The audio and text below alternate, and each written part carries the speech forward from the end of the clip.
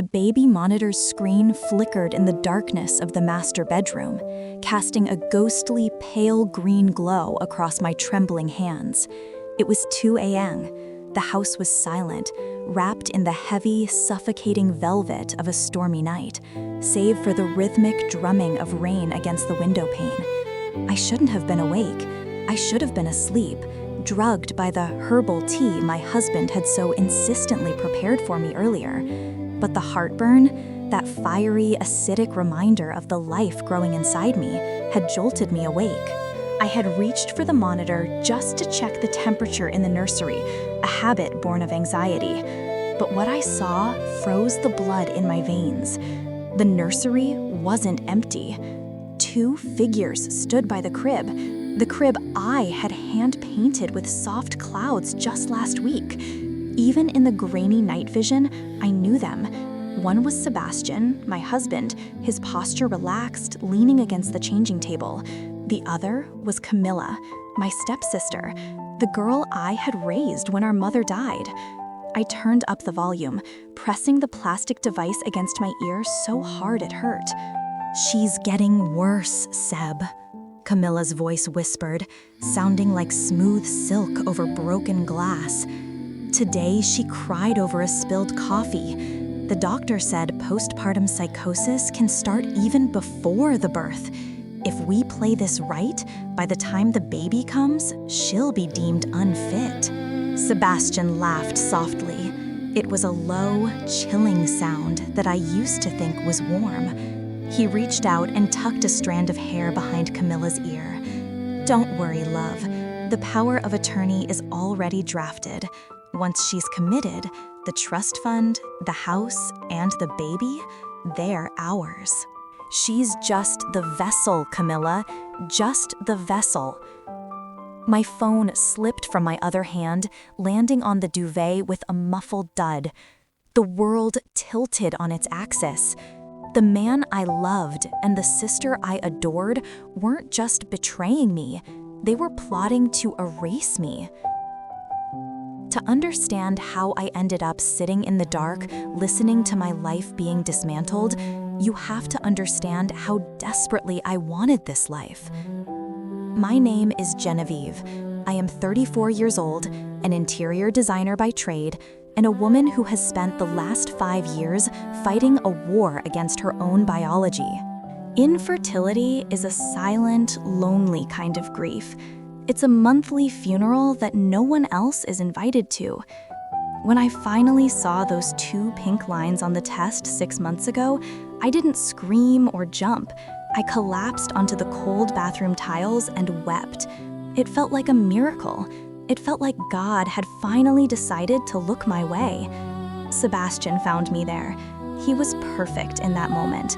He lifted me up, his hazel eyes shining with tears, and held me as if I were made of spun glass. "We did it, Evie," he whispered into my hair, the scent of his expensive cedarwood cologne enveloping me. "We're finally going to be a family." Sebastian was an architect. We were the power couple of our city's design world. I did the interiors, he did the structures. We lived in a sprawling, renovated Victorian manor on the edge of town, a house that was a testament to our combined success. It was beautiful, with high ceilings, crown moldings, and a garden that looked like a painting. It was supposed to be our sanctuary. But a sanctuary is only as safe as the people inside it. The trouble started 3 months into the pregnancy, around the same time Camilla moved in. Camilla is my stepsister, 10 years my junior. She's 24, with the kind of fragile, doe-eyed beauty that makes people want to protect her. She had just gone through a bad breakup and lost her job as a barista. Naturally, being the big sister who had always played the role of mother, I offered her our guest wing. "Just until you get back on your feet, Cammy," I had said, hugging her as she dragged her battered suitcase into our marble foyer. "Oh, Gwen, thank you," she had sobbed, clinging to me. "I don't know what I'd do without you. You're my guardian angel." At first, it was helpful. My pregnancy was difficult. I suffered from hyperemesis gravidarum, severe morning sickness that lasted all day. I was weak, constantly nauseous, and losing weight instead of gaining it. Sebastian was busy with a massive commercial project downtown, so Camilla took over the household. She cooked, she cleaned, she drove me to my appointments. "You look exhausted, Evie," Sebastian would say when he came home late, loosening his tie. He'd kiss my forehead, but his eyes would drift over my shoulder to where Camilla was setting the table, looking fresh and vibrant in a sundress. Thank God for Cammy, right? The house would fall apart without her. "I can manage, Seb," I'd protest weakly from the sofa, clutching a ginger tea. "I'm pregnant, not invalid." "Hush now," Camilla would chime in, walking over with a tray of food. "You need to rest for the baby. Let me take care of everything." It was insidious. It was slow. It was like being smothered by a pillow made of feathers. The first red flag was so small I almost missed it. I was in my second trimester, finally feeling a burst of energy. I decided to organize the nursery myself. I had ordered a specific vintage wallpaper, hand-painted hummingbirds on a cream background. It was expensive, but it was my dream. One Tuesday, I came home from a rare site visit to find the nursery walls painted a stark, sterile gray. I stood in the doorway, my hand resting on my bump, confused. Camilla was on a ladder, a roller in her hand. "Camilla?" I asked, my voice trembling. What happened to the hummingbirds?" She turned, eyes wide and innocent. "Oh, Sebastian said you changed your mind. He said you thought the birds were too busy and would give the baby anxiety. He told me to paint it calming mist." "I never said that," I snapped, the hormones surging. "I loved that wallpaper. It cost $2,000. Sebastian walked in at that moment, holding a blueprint. He looked from me to the wall, then sighed, a sound of long-suffering patience. "Evie, honey, don't you remember?" he said, walking over to rub my shoulders. "Last week, you were crying in bed, saying the birds looked like they were attacking you. You were hysterical." I froze. I was? "Yes," Camilla added, nodding sympathetically. "You were screaming about birds peeking through the walls. It was really scary, Gwen." I looked at their faces. They both looked so concerned, so loving. A cold seed of doubt planted itself in my stomach. I had been having vivid dreams lately. I had been emotional. Had I said that? Was I losing my memory? I don't remember," I whispered, tears pricking my eyes. "It's okay, baby," Sebastian kissed my temple. "It's just the hormones. Pregnancy brain. We'll stick with the gray. It's safer." That was the beginning of the narrative. Genevieve is unstable. Genevieve is forgetting things. Genevieve is hysterical. Weeks passed. The atmosphere in the house shifted. I felt like a ghost haunting my own life. Sebastian and Camilla developed a shorthand, inside jokes and wasn't part of. They would stop talking when I entered the room. One evening, I couldn't find my mother's pearl necklace. It was an heirloom, the one thing I had left of her. I tore my jewelry box apart. I was frantic. "Seb, have you seen Mom's pearls?" I yelled down the stairs. He came up, looking annoyed. "Genevieve, please stop shouting. You're stressing the baby." "I can't find them. I put them right here." He walked into the closet, reached into the back of a drawer I had already checked 3 times, and pulled them out. "They're right here, Evie. God, you're getting so paranoid." I stared at the pearls in his hand. I checked there. They weren't there. "Are you accusing me of hiding them?" He let out a sharp, incredulous laugh. "Wow, you really need to see Dr. Evans about upping your anxiety meds." I felt small. I felt crazy. I apologized. Later that night, I saw Camilla wearing a sweater that looked suspiciously like one I had lost a month ago. When I asked her, she said she bought it at a thrift store. The isolation grew. Sebastian suggested I stop working. "The stress is too much for you," he said. "Look at you, you're shaking." I was shaking. but mostly because I felt like the walls were closing in. I agreed to take a sabbatical. It was a mistake. Without work, I was trapped in the house with Camilla all day. Then came the financial discrepancy. I handle the finances for our household. Even in my fog, I checked the accounts.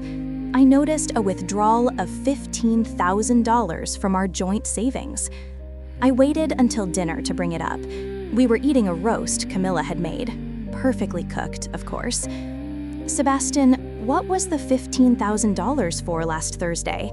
I asked, trying to keep my voice steady. Sebastian didn't even look up from his plate. "Supplies for the Miller Project. Lumber prices are skyrocketing." "But the Miller Project account is separate," I pressed. "You withdrew it from our personal savings, the baby fund." He slammed his fork down. The sound echoed like a gunshot in the dining room. Camilla jumped. "Why are you always interrogating me?" he shouted, his face flushing red.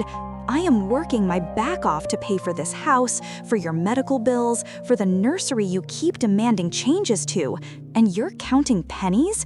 Do you not trust me? I just asked a question." "You're obsessing." He stood up, towering over me. "You're turning into a shrew, Genevieve. It's unbearable." He stormed out. Camilla looked at me, her eyes wide with pity. "He's just stressed, Gwen. You shouldn't provoke him when he's tired."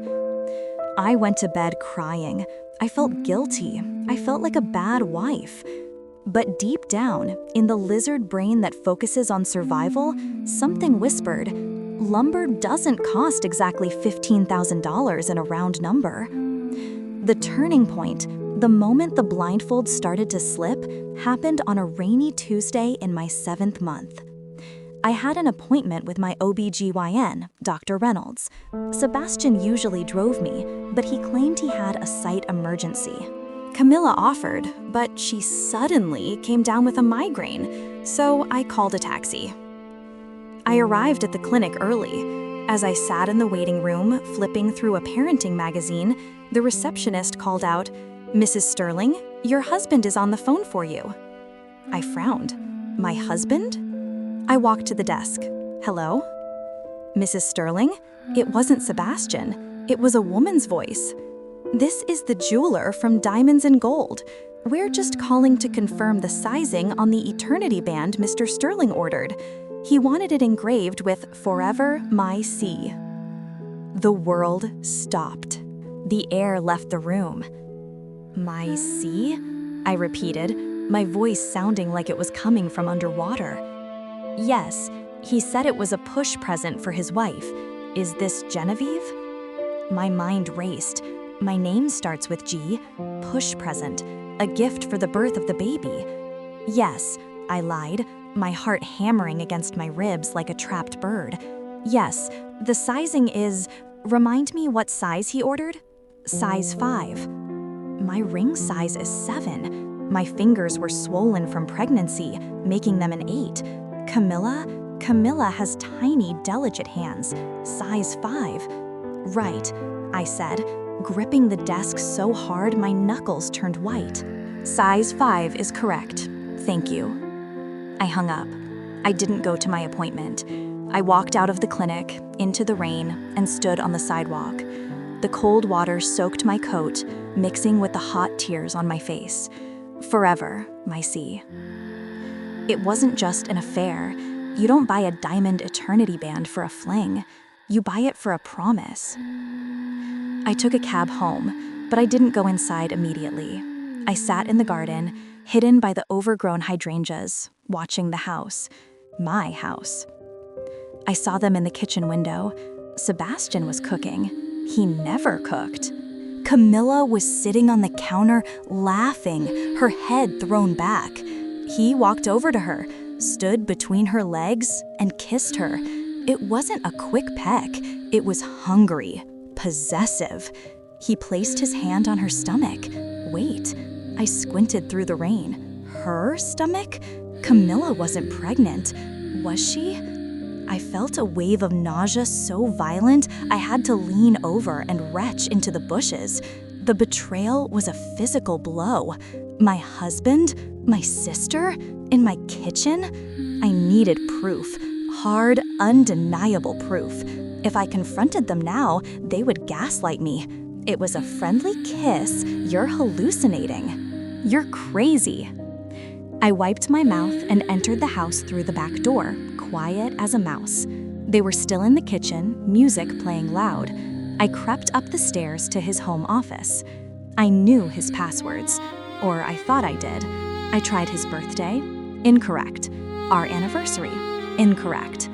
Then, with a trembling finger, I typed in Camilla's birthday. Access granted. The screen lit up, illuminating my tear-streaked face. I didn't look for photos. I looked for documents. I'm a business owner. I know that money leaves a trail. I found a folder named Project Phoenix. Inside, there were no blueprints. There were legal drafts. Petition for involuntary commitment, Genevieve Sterling. Affidavit of mental instability, witness, Camilla Vance. Transfer of deed, 12 Oak Lane. Custody agreement draft. And then the emails, hundreds of them between Sebastian and Camilla, dating back 2 years, before she moved in, before I got pregnant. From Seb, she's finally pregnant. The IVF worked. Now we just wait. From Cami, I hate that you have to touch her. It makes me sick. From Seb, it's necessary. We need the heir to access the trust her father set up. Once the baby is born and she's out of the picture, we get the money, the house, and the kid. We'll raise him right, not like she would. They had planned it, all of it. The pregnancy wasn't a miracle, it was a heist. My baby was just a key to unlock my inheritance. I sat there, staring at the screen, and something inside me broke. But it wasn't the kind of break that leaves you in pieces. It was the kind of break that happens to a bone, where it heals back harder, stronger.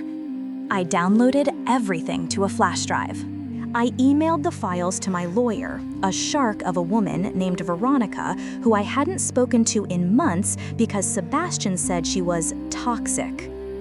Then I heard footsteps on the stairs.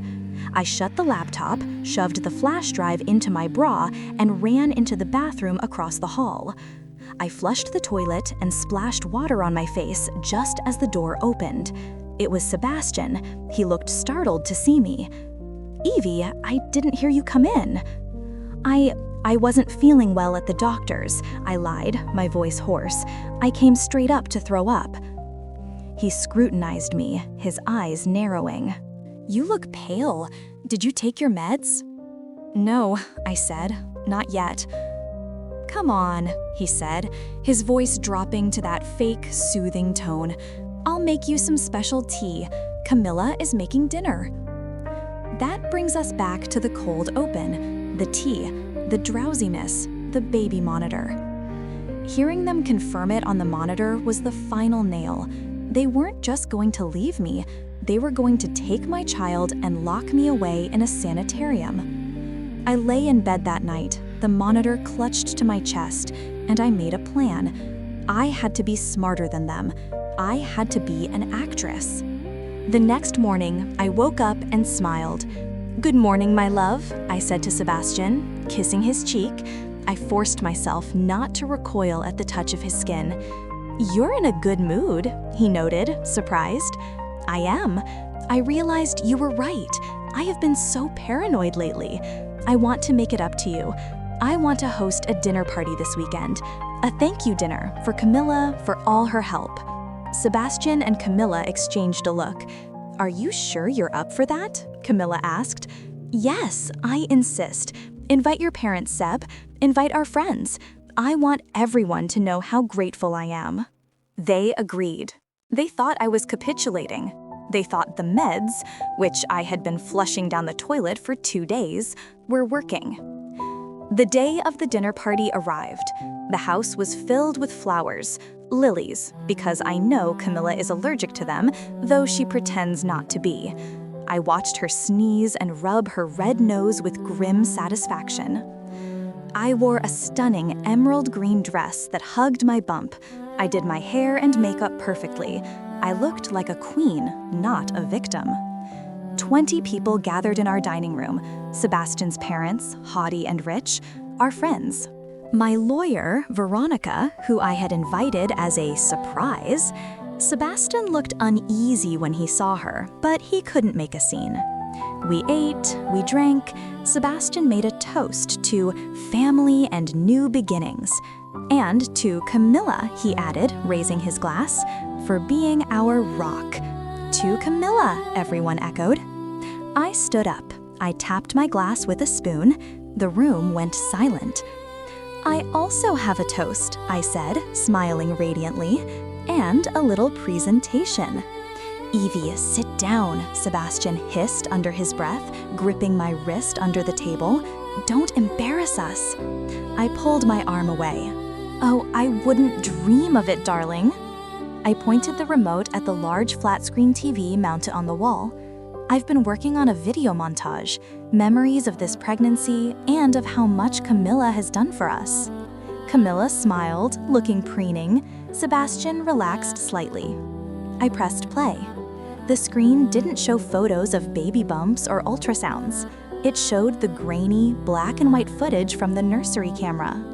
Sebastian's voice filled the dining room, amplified by the surround sound speakers. Once she's committed, the trust fund, the house, and the baby. They're ours. She's just the vessel, Camilla. The room went dead silent. You could hear a pin drop. The silence was heavy, thick, and absolutely delicious. On the screen, Sebastian kissed Camilla. Don't worry, love, she's getting worse. I watched the color drain from Sebastian's face. He looked like a corpse. Camilla dropped her wine glass. It shattered on the floor, red wine splashing onto her white dress like blood. What is this? Sebastian's mother gasped, clutching her pearls. This, I said, my voice ringing out clear and strong, is my husband and my sister plotting to have me institutionalized to steal my inheritance and my child. Sebastian lunged for the remote. Turn it off! It's fake! She edited it! She's crazy! Veronica, my lawyer, stood up. She is 6 feet tall and terrifying. She blocked his path. Sit down, Mr. Sterling, she commanded, unless you want to add assault to the list of charges. Charges? Sebastian stammered, looking around the room. Every face was staring at him with horror and disgust. Yes, I said. I've already moved the funds, Sebastian. The joint account is empty. The trust is locked. And this morning, I filed for divorce and a restraining order against both of you. You can't, Camilla whimpered, tears streaming down her face. I'm your sister. You are nothing to me. I looked her dead in the eye. You are a parasite.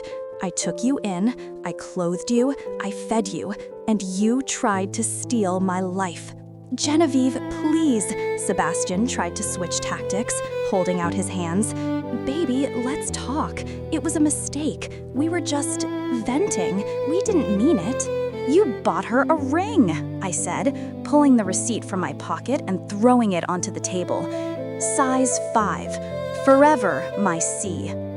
The evidence was damning. There was no way out.